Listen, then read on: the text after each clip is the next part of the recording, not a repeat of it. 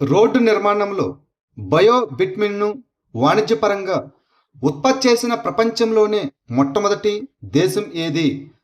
భారతదేశం.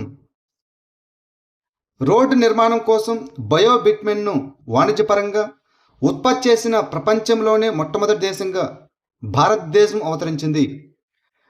ఈ బిట్మెన్ అనేది ముడి చమురు నుంచి హైడ్రోకార్బన్ల నల్లటి జిగటి మిశ్రమం.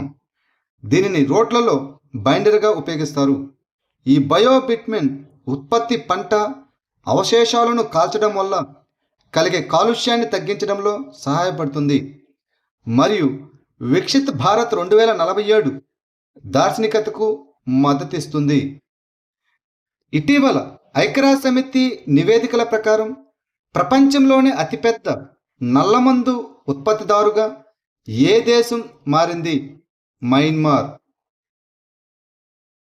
ఇటీవల ఐక్యరాజ్యసమితి నివేదికల ప్రకారం మయన్మార్ దేశం ప్రపంచంలోనే అతిపెద్ద నల్లమందు ఆఫ్ఘనిస్తాన్ను అధిగమించి ఉత్పత్తి దేశంగా మారింది. 2023లో మయన్మార్ ఆఫ్ఘనిస్తాన్ను అధిగమించింది. 2025 చివరి నాటికి మయన్మార్ యొక్క నల్లమందు ఉత్పత్తి సుమారు 1010 మెట్రిక్ టన్నులుగా అంచనా వేయబడింది.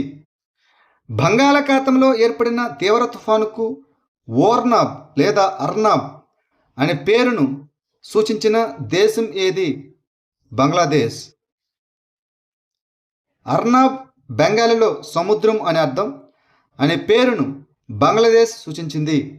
ఉత్తర హిందూ మహాసముద్రంలో ఉష్ణమండల తుఫాన్ల కోసం భారత వాతావరణ శాఖ ఐఎండీ ఏప్రిల్ 2020లో విడుదల చేసిన 169 పేర్ల నవీకరించబడిన జాబితాలో ఈ పేరు ఒక భాగం.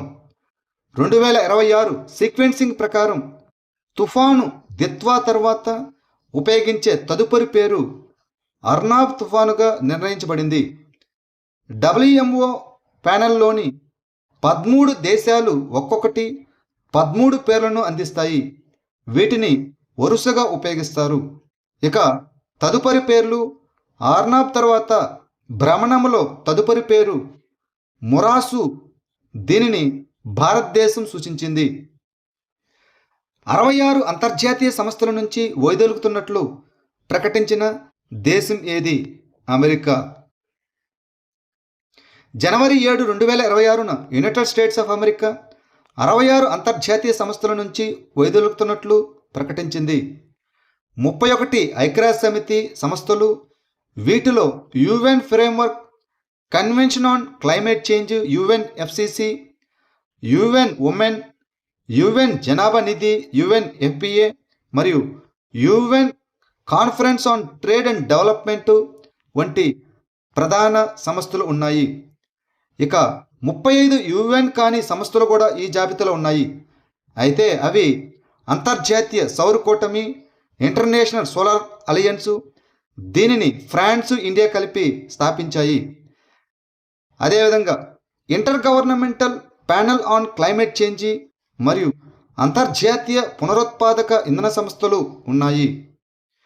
స్థానిక సంస్థల ఎన్నికల కోసం 2 పిల్లల నియమాన్ని ఇటీవల ఏ రాష్ట్ర ప్రభుత్వం రద్దు చేసింది?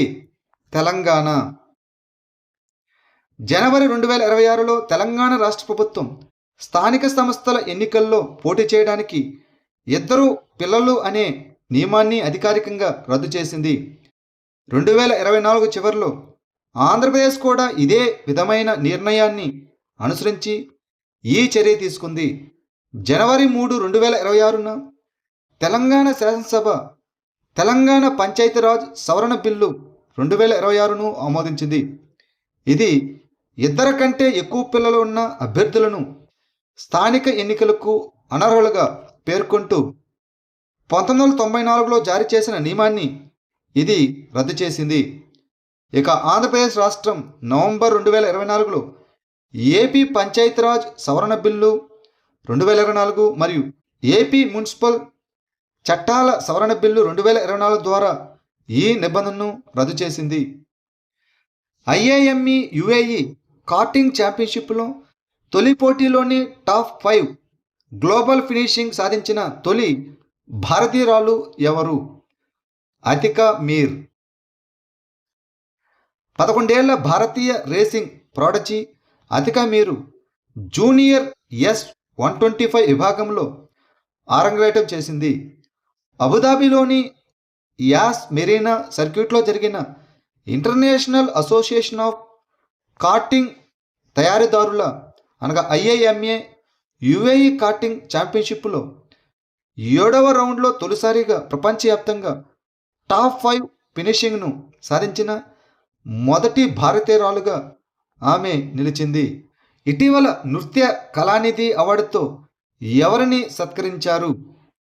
ఊర్మిళ సత్యనారాయణ్. భరతనాట్య కళాకారిణి అయిన ఊర్మిళ సత్యనారాయణ్ ఇటీవల జనవరి 3, 2026న నృత్య కళానిధి అవార్డుతో సత్కరించబడ్డారు. చెన్నైలో జరిగిన 19వ వార్షిక నృత్యోత్సవంలో ది మ్యూజిక్ అకాడమీ మద్రాస్ ద్వారా ప్రదానం చేయబడింది. ఈ అవార్డును చెన్నైలోని జపాన్ కాన్సుల్ జనరల్ తకాహసి మునియో ప్రదానం చేశారు.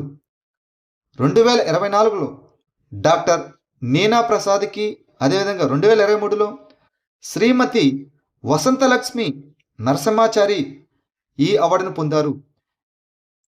ఏ రాష్ట్రంలోని లోహిత్ నదిపై కలాయ్ 2 జల విద్యుత్ ప్రాజెక్టును కేంద్ర ప్రభుత్వం ఆమోదించింది?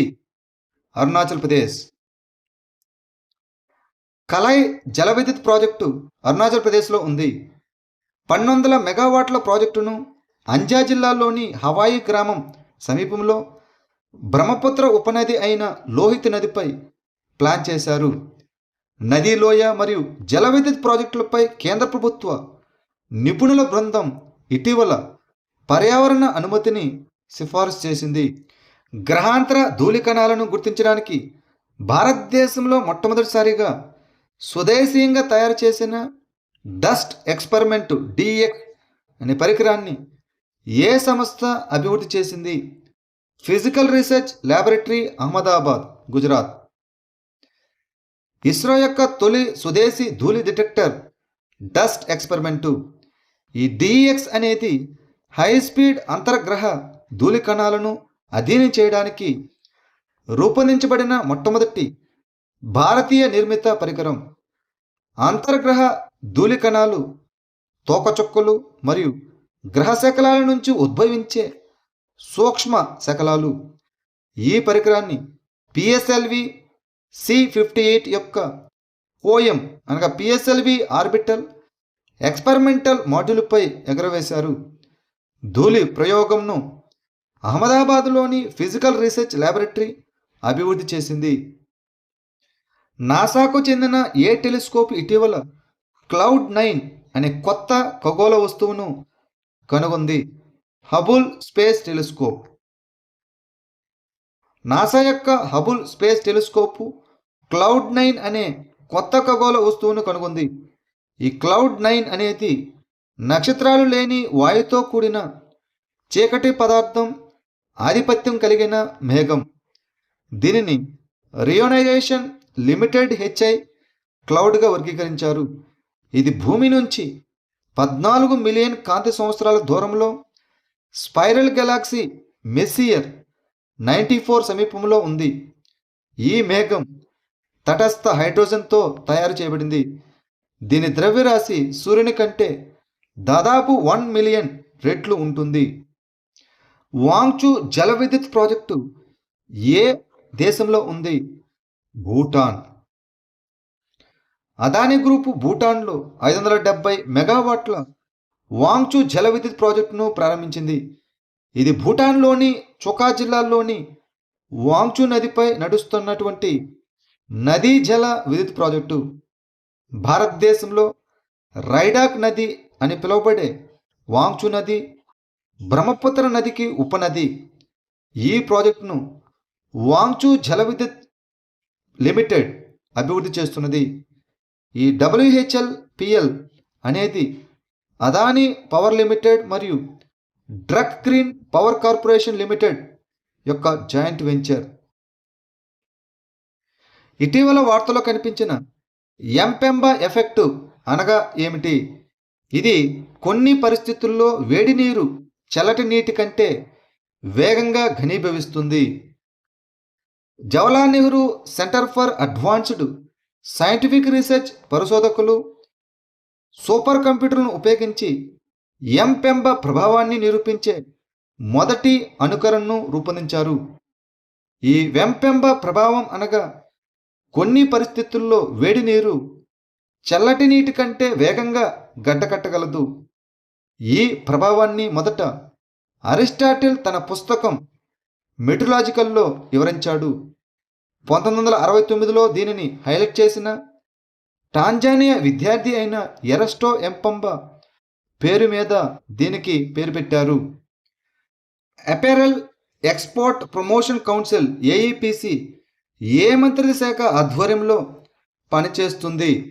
వస్త్ర మంత్రిత్వ శాఖ. అపెరల్ ఎక్స్పోర్ట్ ప్రమోషన్ కౌన్సిల్ చైర్మన్గా శక్తివేలు నియమితులయ్యారు. ఈ అపెరల్ ఎక్స్పోర్ట్ ప్రమోషన్ కౌన్సిల్ 1978లో స్థాపించబడింది.